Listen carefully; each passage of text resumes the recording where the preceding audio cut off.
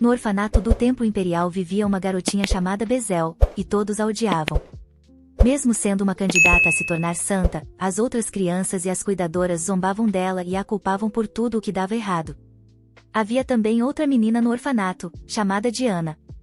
Se Bezel era a escuridão daquele lugar, então Diana era a sua luz radiante. O país de Ária fora fundado por uma santa, e todos, do povo comum à nobreza, veneravam a deusa. A própria existência do império estava entrelaçada às santas, às flores do templo. As crianças daquele orfanato recebiam a bênção da deusa e nasciam com um dom especial. O dom de Bezel era a cura, motivo pelo qual ela chegou a ser seriamente considerada como futura santa. No entanto, por causa de Diana, nossa heroína não estava destinada a ser nada além de uma santa em treinamento. As duas tinham a mesma idade e chegaram ao orfanato ao mesmo tempo. Diana também possuía poderes de cura, e uma personalidade angelical. Diferente de Bezel, que só conseguia curar ferimentos leves, Diana podia curar qualquer ferida num piscar de olhos. No início, Bezel tentou competir com ela, mas tudo desmoronou no dia em que o guardião de Diana apareceu no orfanato. Era ninguém menos que Marot Berlot, a família que, segundo rumores, havia abandonado Bezel ali em primeiro lugar. Ao vê-lo levar Diana de volta para sua mansão, Bezel soube que nunca teria chance contra aquela garota. Depois de certo incidente, ela acabou drenando todo o seu poder de cura e ainda perdeu a visão de curadora, a habilidade de enxergar a origem da dor das pessoas. Um dia, recebeu ordens para recepcionar o Duque Calius e seu jovem mestre, que estavam considerando adotá-la. Ela sabia que eles se decepcionariam e a mandariam de volta. Mas, de repente, o jovem Duque Edwin Calius deu um passo à frente, com seus cabelos negros e olhos dourados. Naquele instante, Bezel esqueceu de tudo e ficou completamente hipnotizada por sua beleza. E assim, ela acabou se tornando parte da família do Duque. Mesmo assim, continuava sendo uma rejeitada, indesejada onde quer que fosse. Anos depois, Bezel descobriu que Diana havia curado a imperatriz, e que por isso Edwin estava se casando com ela. Quando o ciúme da garota atingiu o limite, um dos homens do príncipe herdeiro se aproximou dela. Ele disse que a família de Diana estava conspirando com o segundo príncipe para eliminar o imperador. Bezel recebeu uma carta com provas e um frasco com uma substância que deveria plantar na casa dos mares. Mas o verdadeiro jogo deles era outro. Ela percebeu isso quando alguém colocou algo suspeito no chá de Diana. A polícia a prendeu imediatamente, acusando-a de traição e de tentar envenenar uma santa. Logo depois, encontraram convenientemente a carta de conspiração e o mesmo frasco de veneno em seu quarto. Mais tarde, ela descobriu que as provas haviam sido forjadas para incriminar o príncipe herdeiro e o Duque Calius. A grande e honrada família do Duque foi exilada em desgraça por causa do erro de Bezel, e ela nem conseguia entender por que aquilo estava acontecendo. Quando a lâmina da guilhotina estava prestes a cair, Bezel percebeu que aquele mundo era, na verdade, um romance, e que ela era apenas a vilã. Todas as pessoas importantes que conheceu eram membros do harém da protagonista. E, é claro, essa protagonista era Diana. Arrependida de ter desperdiçado a vida com ódio e inveja, Bezel de repente abriu os olhos e viu-se novamente como uma garotinha. Percebeu que havia voltado ao seu corpo de 5 anos, e que alguns eventos de sua vida passada eram diferentes da história original. Por exemplo, na linha do tempo original, a família Calius nunca havia caído em desgraça, só a deserdaram depois da acusação de envenenamento. Seus pensamentos foram interrompidos por uma freira que entrou gritando no quarto. Após o café da manhã, ela teria que reescrever um capítulo das escrituras, e a freira iria revisar tudo pessoalmente. A protagonista se lembrou de que aquela mulher era quem mais a atormentava. A freira avisou que, se Bezel errasse de novo, lhe daria uma boa lição. A garota ficou olhando silenciosamente para o peito da mulher, e, incapaz de suportar tamanha insolência, a freira lhe deu um tapa na cabeça. Além disso, a mulher estava com uma tosse horrível e esperava que ela passasse logo. Mas Bezel sabia, aquela tosse e a queimação no peito eram sinais de que a mulher estava condenada. Ela ainda possuía a visão de curadora, que lhe permitia ver a energia das doenças e identificá-las pela cor. O azul significava doença terminal, e, em sua vida passada, Bezel havia previsto a morte iminente de uma freira. Acreditando que ela estivesse possuída por um espírito maligno, trancaram a menina na sala de obediência por 1 ano. Quando a mulher morreu, exatamente como Bezel dissera, a trancaram novamente por mais 1 ano, sem explicações. Depois de 2 anos confinada, ela perdeu todos os seus poderes. Por isso, dessa vez, Bezel decidiu ficar em silêncio.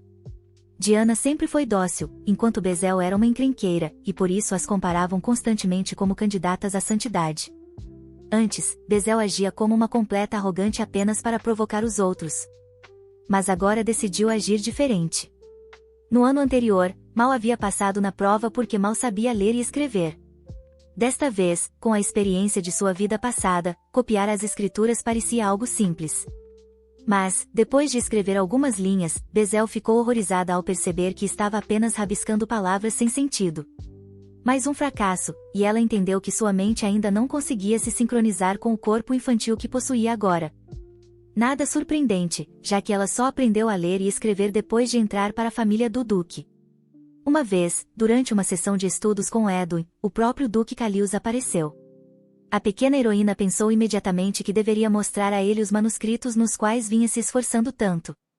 Tremendo, quase sem coragem de fazê-lo, estendeu o papel para sua graça com as mãos trêmulas. Normalmente, Bezel era ríspida com eles, movida por suas inseguranças, mas o Duque e Edwin sempre estavam ali para acalmá-la. Graças à paciência e à aceitação deles, ela conseguiu abrir o coração e passou a vê-los como sua verdadeira família. Naquela vez, depois de revisar o trabalho dela, o Duque concluiu que tudo o que a menina precisava era de um pouco de prática e paciência. Querendo retribuir o cuidado que ele sempre demonstrava, Bezel passou uma semana inteira se comportando como um anjinho exemplar. Superou seus medos e até conseguiu engolir a comida do refeitório, mesmo que só de olhar já lhe desse enjoo. De repente, uma freira apareceu no corredor carregando um vestido luxuoso, do tipo que só usavam quando havia visitantes importantes. Ordenada a se trocar, Bezel não entendia o motivo daquilo. Ela conhecera o Duque Calius pela primeira vez aos 7 anos, depois de perder completamente seu domingo. Mas agora tinha apenas 5, e ninguém deveria estar vindo visitá-la. Não importava quantas vezes revivesse aquele momento, suas ações nunca deveriam alterar o enredo do romance. Mas assim que viu os convidados que vieram vê-la, a menina começou a chorar sem conseguir se controlar. Desde o dia em que o ducado foi reduzido a cinzas, ela jamais esquecera os rostos daqueles que morreram por causa de sua imprudência. Nunca imaginou que os reencontraria tão cedo. Bezel queria causar uma boa impressão no Duque e em seu filho, mas as lágrimas atraíam, escorrendo sem parar. Engolindo a dor, cumprimentou o Duque com toda a reverência possível.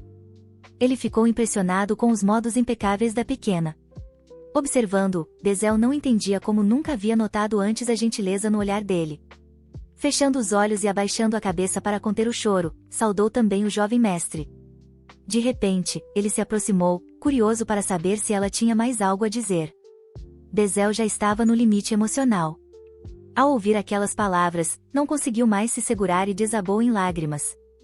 O Duque pensou que seu filho fosse o motivo do choro, mas ela sabia que a culpa era toda dela. Seu corpo infantil simplesmente não conseguia suportar a avalanche de emoções que a dominava. Enquanto isso, o sumo sacerdote pedia desculpas em nome da menina, achando que ela estava apenas emocionada demais. A família Calius era conhecida por formar guerreiros imbatíveis, homens que não conheciam nem sangue, nem lágrimas. Mas aquele não era o motivo do choro da garota. Ela sabia que todos os rumores sobre eles eram pura mentira, pois conhecia bem a bondade que havia neles. O Duque queria levá-la para uma missão importante, mas o chefe da igreja considerava Bezel completamente inútil. Ainda assim, sua graça acreditava que aquela menina era sua última esperança, o garoto enviado antes não havia conseguido ajudar em nada. Ao ouvir isso, Bezel percebeu que estavam falando sobre o segundo filho do Duque, cuja doença mergulhava a casa Calius em tristeza havia muito tempo. O templo havia recebido uma boa quantia em troca de enviar Diana para ajudá-los, mas nem mesmo ela conseguirá curá-lo. O menino só tinha mais 2 anos de vida. Mas será que eles já sabiam que os poderes de Diana não funcionaram? Bezel teve a estranha sensação de que o Duque e Edwin também sabiam sobre os acontecimentos de sua vida passada, o que era impossível, pois, se fosse verdade, eles também lembrariam da destruição da própria família Calius. Ao ouvir o nome da menina, o Duque comentou que um de seus filhos se parecia muito com ela, deixando o sumo sacerdote surpreso. Bezel sabia exatamente de quem falavam, já conhecera Joshua no ano anterior, embora fosse um encontro tão breve que quase esquecera. Vendo ali uma oportunidade, ela quis confirmar se Diana realmente não conseguirá curá-lo. Bezel não tinha certeza se conseguiria, mas estava disposta a tentar com todas as suas forças, se lhe dessem uma chance.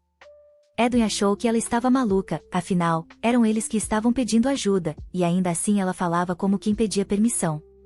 Repreendendo o filho por sua grosseria, o duque esperava que a jovem aceitasse o convite para visitar o ducado. Ela concordou com alegria, jamais imaginaria que voltaria à mansão do duque tão cedo. Antes de partir, porém, o chefe da igreja pediu uma palavra em particular com Bezel. Edwin protestou, mas o velho insistiu que seria apenas um breve conselho. Como seu guardião, o duque chamou o filho, achando que a menina precisaria de tempo para se preparar de qualquer forma. Então, o jovem mestre se aproximou e disse a ela que, se algo acontecesse, poderia correr até ele sem hesitar. Bezel estava tão animada por voltar à família do duque que quase esqueceu completamente daquele sumo sacerdote em Donetsk. O velho, achando que a garota era um verdadeiro caso perdido, apenas disse que ela devia continuar agindo exatamente como sempre agira. O superior sempre insistia em fazer um trabalho pela metade nas curas, para que os doentes continuassem voltando, e pagando novamente. Se Bezel não conseguisse curar Joshua, a igreja teria de devolver parte da generosa doação que o duque havia feito. Mas, se ela conseguisse, provaria que os poderes de Diana não eram tão extraordinários assim. A igreja preferia devolver um pouco do dinheiro ao duque e jogar a heroína aos leões depois. Eles só precisavam de Bezel como um substituto barato para Diana, alguém mais fácil de manipular e punir. Mas ela não ia mais deixar que a tratassem desse jeito. Decidida, perguntou o que aconteceria se realmente conseguisse curar o jovem mestre. Donetsk ficou furioso com a audácia dela, achando que a garota estava praticamente implorando para ser trancada na sala da obediência, assim como Ismael. Ele também fora um curador. Chamado ao templo um ano antes, só retornará alguns dias atrás, completamente drenado de seus poderes e até sem voz. O velho dizia que, como Bezel havia sido criada para ser uma santa, deveria agir como tal, e então a deusa a abençoaria ainda mais. Essas promessas vazias, o mesmo lixo que ouvirá em sua vida passada, soavam como veneno. Por mais que a hipocrisia de Donetsk a enfurecesse, a heroína decidiu fingir que concordava, sabendo que o castigo dele viria no momento certo. Depois disso, correu para se juntar ao duque e a Edwin, que já a esperavam na carruagem.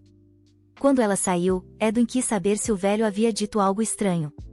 No passado, o jovem herdeiro não se dava bem com o pessoal do templo, mas ainda assim acabou se noivando com Diana quando ela se tornou santa. Um pouco irritada, Bezel fingiu que o sumo sacerdote apenas lhe dera palavras de encorajamento para a viagem. Algumas horas depois, ela mal podia conter a empolgação de finalmente estar de volta à propriedade dos Calios. O duque sabia que ela precisava de tempo para se adaptar, mas ainda assim pediu que fosse ver Joshua imediatamente. O irmão de Edwin sofria de uma condição que fazia com que qualquer ferimento sangrasse mais do que o normal. Aproximando-se dele, Bezel decidiu verificar seu estado logo de início. A bandagem em sua perna havia sido colocada há pouco, mas já estava completamente encharcada de sangue. Em sua vida passada, Joshua não morrera por perda de sangue, e sim por parada cardíaca. Agora, o coração dele brilhava com uma luz alaranjada, sinal de uma enfermidade de origem desconhecida, e era isso que precisava ser tratado. Ao virar a cabeça e ver que o coração de Edwin também emitia o mesmo brilho, Bezel ficou chocada. Ficava claro, então, que se tratava de uma doença genética. O duque não emanava essa energia, o que significava que o problema vinha do lado materno, e a duquesa já havia falecido há muito tempo. Ainda bem que a heroína descobrira isso agora, pois Edwin seria fácil de curar. Mas precisavam agir rápido com Joshua. Quando o duque a viu tocar o peito do menino, ficou completamente atônito. Nesse momento, o Dr. Gordon e a Sra. Gaston voltaram com ervas medicinais para o jovem mestre. Ao ver uma menina com a mão sobre o peito de Joshua, o médico ficou horrorizado. Mesmo sabendo que ela era uma criança do templo, ele não podia permitir que tocasse o garoto daquela maneira, especialmente porque os ferimentos não estavam ali. A Sra. Gaston também não entendia por que o duque havia trazido aquela garota, cujas habilidades eram uma fração das de Diana. Gaston havia sido a camareira pessoal da falecida duquesa e agora era enfermeira de Joshua. Irritada, mandou que a mulher se calasse. O duque declarou que Bezel era uma convidada importante, pessoalmente convidada por ele. Depois de fazê-la pedir desculpas, voltou-se para o Dr. Gordon e decidiu que ela poderia ser confiável. O médico começou a protestar, mas Edwin o interrompeu imediatamente, ficando do lado do pai. O jovem herdeiro pensou, será que o velho acha mesmo que estamos errados em tentar salvar meu irmão? Gordon pediu desculpas, e Bezel ficou surpresa com a força de caráter de Edwin. Mesmo na idade que tinha, já mostrava firmeza e coragem. O tratamento poderia começar, mas havia outro problema: Bezel só conseguia liberar uma quantidade minúscula de energia vital. Dentro dela, essa energia era como um rio sem fim, mas quase nada conseguia sair. De repente, ela se lembrou das palavras de Diana, de que seu dom talvez fosse fraco porque não acreditava o suficiente na deusa. Talvez houvesse alguma verdade nisso, já que tudo o que Bezel fizera antes fora amaldiçoar os deuses. Talvez a própria deusa a tivesse mandado de volta no tempo para lhe dar uma chance de consertar seus erros. E se Arya pudesse ajudá-la a curar Joshua agora, Bezel estava disposta até mesmo a deixar de odiar Diana e a parar de interferir entre ela e Edwin. Nesse instante, uma poderosa onda de energia irrompeu de seu corpo, preenchendo todo o quarto. Todos ficaram paralisados, atônitos diante daquela força imensa. Então, de repente, tudo cessou. Vendo que o jovem mestre ainda não havia despertado, Gaston e Gordon temeram que ele tivesse piorado. Mas, ao examinar o corpo do garoto, o médico se espantou: as feridas já estavam começando a cicatrizar. Nesse momento, Joshua se sentou de súbito na cama, como alguém que desperta de um coma. Esfregando os olhos e visivelmente exausto, perguntou: "O que está acontecendo aqui?" Imediatamente, todos correram em direção a ele, como se Bezel nem existisse mais. O menino virou a cabeça na direção dela, tentando enxergar quem era aquela figura parada ali. Ao ouvir que era sua salvadora, Joshua ficou radiante: sua irmãzinha finalmente havia cumprido a promessa. Os olhos da garota começaram a ficar turvos, e Edwin, percebendo isso, deduziu que ela precisava descansar. Bezel tentou manter a compostura, mas logo sentiu algo quente escorrendo do nariz e o gosto metálico do sangue na boca. Ao perceber que havia esgotado todo o seu poder de uma vez, a heroína desabou inconsciente. Num piscar de olhos, ela se viu em um banquete em homenagem à deusa. Era o dia em que os órfãos abençoados mostravam seus talentos. De repente, ouviu os gritos furiosos de Duneski, que revirava o lugar à sua procura. Normalmente, ela fugiria desse tipo de evento e se esconderia na floresta. Toda aquela atenção dos pacientes sempre a deixava exausta. Chegando lá, ela se viu curando o ferimento de Joshua e pedindo que ele mantivesse aquilo em segredo. Nesse instante, a babá do jovem mestre a chamou, e ao ver o coração do garoto, Bezel decidiu terminar a cura na próxima vez. Diferente dela, que logo esqueceu a promessa, o menino lembrou e esperou ansiosamente por um novo encontro. De repente, Bezel abriu os olhos e viu Joshua bem ali diante dela. Edwin se aproximou, e foi então que ela percebeu que havia desmaiado. Ao notar que o brilho alaranjado no coração do herói estava bem mais fraco, Bezel sentiu um enorme alívio. Ela quis continuar o tratamento, mas Edwin a impediu: o sangue ainda escorria do seu nariz. Mesmo assim, ela limpou o rosto às pressas, insistindo em continuar, até ouvir que havia ficado desacordada por um dia inteiro. Antes de se preocupar com os outros, precisava cuidar de si mesma. Bezel sabia que, se Joshua morresse, o Duque cairia novamente em desespero. Assim como na vida passada, quando, focada apenas no coração do garoto, não cuidou de nenhum dos ferimentos externos, temia que duvidassem de suas habilidades se vissem os machucados ainda abertos, e então ninguém trataria do coração dele. Determinada, ela quis prosseguir com o tratamento, mas o Duque e o Dr. Gordon também se opuseram. Sua graça se lembrava da história que o filho contará sobre uma garotinha que curara seu joelho ralado na floresta, embora ele nunca tivesse dado muitos detalhes. Agora tudo fazia sentido: era por isso que, em sua vida anterior, a família do Duque acolhera Bezel. Após a morte de Joshua, descobriram que uma doença hereditária havia sido a causa. Recordando a história do garoto sobre a menina misteriosa, procuraram por ela. Assim, Sua Alteza esperava que a heroína pudesse curar completamente o filho, e Bezel aceitou sem hesitar. O único a se opor, surpreendentemente, foi Gordon.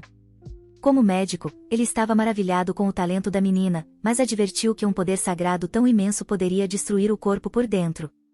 Prova disso era que o coração da garota havia parado no instante em que ela desmaiou. Na vida passada, Bezel fora presa, acusada de envenenar Diana, e foi lá que descobriu uma nova habilidade. O segundo príncipe supervisionou pessoalmente sua tortura, chegaram até arrancar-lhe o coração. Mesmo assim, a heroína sobreviveu. Suportou dores inimagináveis, e quando seu tormento terminou, Bezel abriu os olhos novamente, voltando ao passado. Agora ela percebia que, apesar de ter retornado, ainda não sentia um batimento em seu peito. Se realmente não tinha um coração, significava que só estava viva graças à bênção da deusa. O doutor acreditava que, por ter canalizado tanta energia sagrada tão jovem, isso poderia ter causado um colapso cardíaco. Portanto, curar Joshua por completo poderia custar-lhe a vida. Mesmo sem pulsação, Bezel se sentia perfeitamente bem, como se seu coração ainda estivesse preso em outra linha do tempo. Mas não havia como saber a real condição de Joshua sem exames completos, e nem mesmo Gordon compreendia a doença. Por isso, ela insistiu que estava pronta para continuar o tratamento, iniciando uma discussão acalorada com o velho médico. Após ouvir os dois lados, o Duque decidiu que, se ela insistisse em tratar o menino e colocasse sua vida em risco, a família cuidaria dela e atenderia a qualquer necessidade. Vendo a determinação em seus olhos, ordenou a Gordon que preparasse todos os remédios necessários. Bezel escolheu usar a erva Reius, o que deixou o médico atônito. Era absurdamente cara, mas ele não teve escolha. Enquanto isso, ela decidiu examinar Edwin também. O jovem mestre achou desnecessário, já que fazia exames anuais. O doutor, curioso com o motivo de ela focar no coração em vez dos ferimentos, quis entender sua linha de raciocínio. Essa era uma boa oportunidade. Se Gordon compreendesse a causa, o tratamento avançaria mais rápido. Esquecendo que tinha apenas 5 anos, Bezel começou a explicar a doença usando termos médicos complexos. Ao perceber o deslize, rapidamente fingiu ter lido aquilo em um livro. Edwin ficou impressionado por ela sequer saber ler. O médico já suspeitava que o coração fosse o problema, mas o tratamento convencional não surtia efeito. Ele esperava que um coração jovem conseguisse resistir, mas o problema era que a doença atacava diretamente o órgão em si. Esse tipo de doença costuma ser hereditário, e foi por isso que Bezel também quis examinar Edwin. Gordon concluiu que o problema genético provavelmente vinha do lado da falecida duquesa. Sem mais argumentos, o médico acabou reconhecendo pessoalmente o talento da garota. O duque sabia que o doutor vinha se esforçando sem descanso, e agora que descobriram a origem do problema, o tratamento avançaria com muito mais rapidez. A discussão terminou por ali, e logo uma carruagem da igreja chegou para buscar Bezel. Haviam enviado uma freira especialmente para ela, já que passará o dia inteiro na propriedade do duque e não retornará ao orfanato. Sem escolha, ela teve de voltar, embora desejasse ver a família de sua graça novamente em breve. Antes que partisse, Edwin correu até ela, pedindo que parasse de chamá-lo de jovem mestre e passasse a usar seu nome. Ao ouvir isso e ver o sorriso do garoto, Bezel ficou completamente surpresa. Enquanto a carruagem se afastava, pensava em todas as mudanças que haviam ocorrido, e se algum dia voltariam a se encontrar. Algum tempo depois, o duque e seus filhos já haviam tomado uma decisão final quanto à tutela da menina. Joshua estava muito melhor. Enquanto Diana não conseguirá ajudá-lo em nada, o conselheiro do duque, Logan, discordava, pois graças àquela jovem haviam conseguido evitar várias crises graves. Edwin refletia sobre como explicaria a falta de efeito prolongado do poder de Diana. Sabia que Logan era responsável pelo orçamento das doações ao templo, e muito habilidoso em inventar desculpas. O poder de cura só funcionava em quem tivesse vontade de viver. Quando o dom de Diana deixou de surtir efeito em Joshua, tudo ficou claro. O templo praticamente havia condenado o garoto à morte. Culpando-se por todos os ferimentos do irmão, Edwin se trancou no quarto por vários dias. Quando finalmente saiu, seu olhar estava diferente, como se tivesse envelhecido anos da noite para o dia. Como chefe da família, o duque se alegrava com a maturidade repentina. Como pai, estava profundamente preocupado. Logan alertou que outra crise poderia acontecer a qualquer momento, e no momento só poderiam convocar a garota do templo ocasionalmente. Mas sua graça percebeu que isso significaria novas doações a cada visita e decidiu que seria mais vantajoso adotá-la. Gordon, intrigado com o que ela dissera, enviou um telegrama ao país natal da falecida duquesa. Descobriu-se que havia casos de morte naquela linhagem com sintomas semelhantes aos de Joshua. O conselheiro ficou chocado, e envergonhado por não ter pensado nisso antes. O médico acreditava que, combinando os remédios com o poder de Bezel, poderiam curar completamente o jovem mestre. Mas o olhar perspicaz da menina, como se enxergasse através dele, e seu poder descomunal despertavam suspeitas, e Logan não estava certo quanto à adoção. O azar dele foi que o duque já havia se afeiçoado à garota, chamando-a de pequeno coelhinho. Ao ouvir isso, Logan estremeceu, enquanto Edwin parecia mais encantado com os olhos dela. Quando retornou ao templo, a heroína foi chamada à presença do sumo sacerdote, que exigiu um relatório. Ele estava furioso. O duque havia enviado um pedido formal para adotá-la. Além disso, como o tratamento de Diana se mostrará ineficaz, o duque exigia que o templo prestasse contas de todas as despesas. Agarrando-a pelos ombros, Dunezk recordou que havia ordenado a ela que procedesse como de costume. Bezel fingiu ter usado apenas uma pequena fração de seu poder para fazê-los acreditar, mas, de repente, os ferimentos do garoto haviam cicatrizado completamente. Envolto em chamas roxas, o líder enfureceu-se, acusando-a de interferir e de ter curado aquele lixo. A heroína não conseguia entender, ele queria, desde o início, que Joshua morresse. Achando tudo aquilo um absurdo, Dunezk declarou que ela já havia provado estar obcecada por espíritos malignos. Por isso, ordenou que fosse jogada novamente na sala da obediência para purificação. Nesse instante, o rosto do sacerdote se distorceu, assumindo traços demoníacos. A sala da obediência ficava nas profundezas do templo e servia para arrancar os poderes das crianças que desagradavam a Dunezk.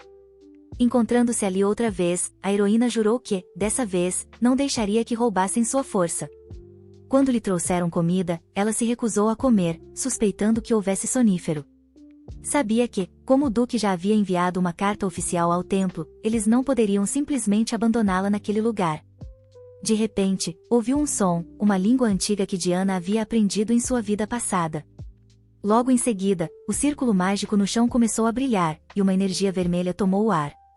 Todo aquele ambiente fora projetado para drenar o poder mágico de quem fosse preso ali. Bezel sempre acreditara que perderá sua habilidade de cura, mas na verdade ela havia sido roubada. Sua mente começou a escurecer, e a garota, tomada pelo horror, pensou que aquele seria seu fim. Quando abriu os olhos novamente, viu um Edwin adulto, ele havia vindo salvá-la.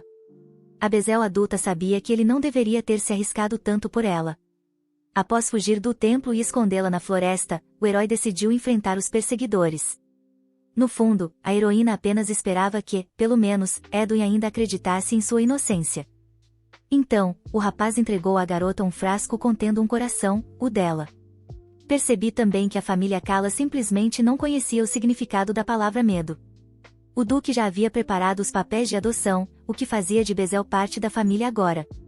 Isso significava que ela não precisava mais ter medo. Depois de dizer isso, ele segurou a mão dela e saiu correndo, mas os soldados os alcançaram. Edwin empurrou a garota para o lado e bloqueou o ataque, abatendo um dos perseguidores com a espada. Só que, em seguida, uma lâmina inimiga atravessou seu peito, e ele desabou, tremendo todo. Bezel tentou desesperadamente salvá-lo, sem perceber que os soldados se aproximavam, enquanto enxugava as lágrimas. O herói se sentia completamente impotente ao vê-los. Mesmo com os gritos ao redor, ela ouviu com clareza o momento exato em que o coração de Edwin parou. Nesse instante, uma explosão gigantesca de energia irrompeu do corpo da garota, atingindo todos os inimigos. Ouvindo os gritos agonizantes dos soldados, ela apenas desejou que o herói não a deixasse sozinha. De repente, a heroína acordou nos braços do duque, que a carregava para fora da sala de disciplina. Foi então que os servos do templo invadiram o local, liderados por Dunezk, que exclamou: "O que diabos está acontecendo aqui?" Bezel ainda sentia aquela aura sinistra emanando dele, mas ficou aliviada ao perceber que seus poderes ainda funcionavam. Sua graça havia encontrado o lugar graças à pequena bolsa de remédios que pertencia à garota. Enquanto a arrastavam para dentro, a bolsa caíra do bolso dela, e, quando o duque foi procurá-la, viu o objeto e percebeu que algo estava muito errado. Lançando a Dunezk um olhar assassino, ele exigiu que o velho começasse a se explicar, e rápido. O homem riu nervosamente e disse que o local era usado apenas para purificação espiritual. Alegou que a garota estava possuída por um espírito maligno. Mas o duque não conseguia entender como podiam ser tão cruéis com crianças. Achando que, na verdade, o próprio Dunezk estava possuído, ele começou a sacar a espada. Nesse momento, o Papa Monteu II desceu para ver o que estava acontecendo. Ele havia vindo originalmente para parabenizar o sacerdote cujo candidato à santidade conseguirá curar o filho do duque. Em vez disso, encontrou o nobre prestes a atacar o padre dentro de uma sala que nem sequer deveria existir no orfanato. Dunezk se apressou em dizer que o lugar era apenas para fins educativos. Ignorando-o, o pontífice se aproximou da heroína, perguntando com um sorriso gentil se ela se lembrava dele. Queria ouvir sua versão dos fatos, e esperava sinceramente poder acreditar nela. Com lágrimas nos olhos, Bezel decidiu contar a verdade sobre o que aquele lugar realmente era. Acariciando de leve a cabeça da menina, o Papa Monteus declarou que Dunesque seria excomungado da igreja e que todos os outros envolvidos seriam severamente punidos de acordo com as escrituras sagradas. Bezel omitiu convenientemente a parte sobre as crianças terem suas energias drenadas ali, pois não tinha provas. O duque, por sua vez, quis obter os registros do templo e entregá-los ao Bureau Imperial de Investigações para apuração. Além disso, ele havia voltado justamente para buscar a menina e assumir sua guarda.